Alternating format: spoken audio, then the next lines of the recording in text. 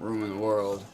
I just put my BEC on this side, and it's skinny enough that my servo arm passes right over it. My rudder here, you can see how I also ran different. The two tubes they give you with the pull would have been fine for me. I have nothing against that. However, if you see where this main line sheets out, even with my new position over here, it wouldn't really matter. Either way, the arm, if it was a pull, would be an arm to about here now. And you can see that the string right here is just, it's in the way. And I didn't like that, so I decided to put a push-pull setup instead of a pull with a stainless steel push rod to my rudder. Seems to work fine. I haven't even put a boot on it, and I've been in some serious water just because it's elevated off the deck. I mean, you have to have a substantial amount or possibly be going downwind. Sanded off my back. I recommend sanding this off and then dripping glue into your hull, pulling it back and running it around, watching to make sure it doesn't come out and get on your boat, which mine did. In some cases, you can see here, I quickly seen that the thin C8 came out and got on it. I went like that and it instantly bled my sticker, so I'll be sanding that out with 1500 grit paper later, buff that in, hopefully without hitting the sticker. Sticker still has good color. My rudder, be very careful when mounting a rudder tube. You're not going to be able to do much about it when you mate the deck with the hull. Your rudder tube locations probably aren't going to be ideally perfect, which was in my case. I actually had to ream the hull with a drill. In doing so, it made it very loose for my rudder tube, which I filled with glue. I don't like that. I wish it was just a snug fit straight through, but in order to get that to fit pretty good, I had to sand it a little bit back here. Probably could have sanded less even though. To get that, I had to ream the hull, with the drill back and forth, and it was a little crooked left and right on my mast, on my keel fin. That's a good point at which you can look though to make sure it's straight with your keel fin. That's most important. And then you make corrections that you have to make.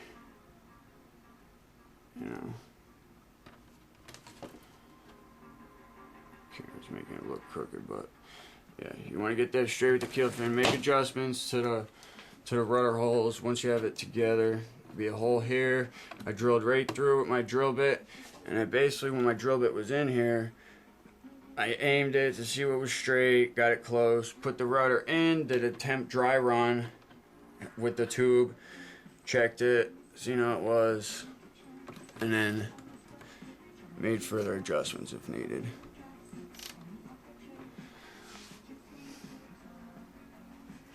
These clips too, one change I made with these clips, I don't know if you can see it, but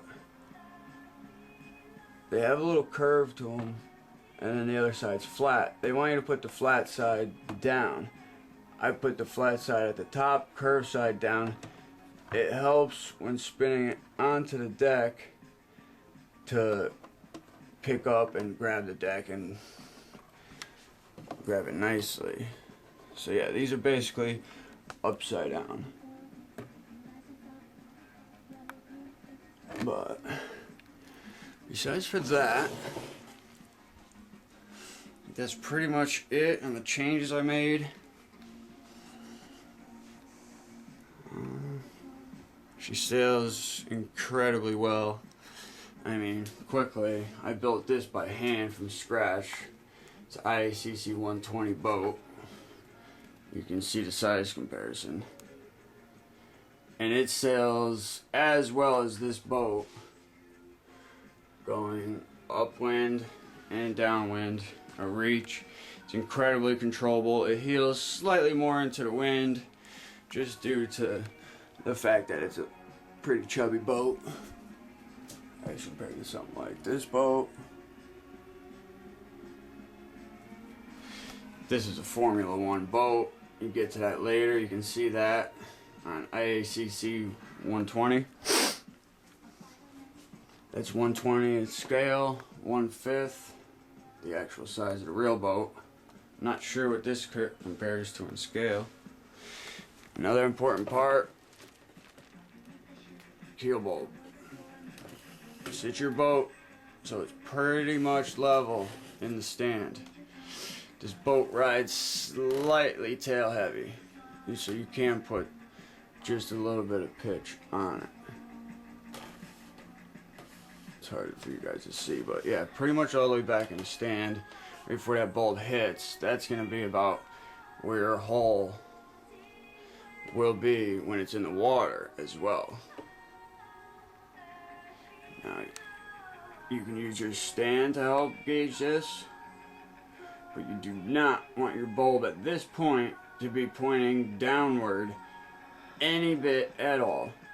Even level at this point would not be totally sufficient for me, due to the fact that when you're going downwind, your boat's going to kick down and your bulb's going to point down. I have about 2 degrees on this bulb set when it's in level riding conditions. So when I'm going downwind or even upwind, your boat will bob a little bit, and this will make sure your keel bulb at best reaches perfectly horizontal or an increase in pitch, if anything, helping lift the boat and cut through the water instead of pulling downward, because this boat is so light and little that any drag on the keel or hull or rudder that's unnecessary will make you be a slower boat. But yeah, totally removable rig. Do those few little changes, couple snap swivels.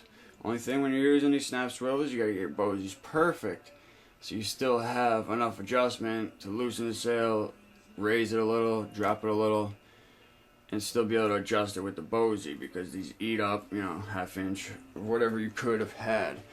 However, it makes it removable. The only thing that's not removable on my jib would be I would have to snip these lines here and redo those when I put the sail back on. But like I said before, the boom itself stays connected to the sail, and all this rig will come off. So I can hang it separately, work on the boat. I like to take it off when I wax my boat. My deck, hull, and my lid, they are waxed.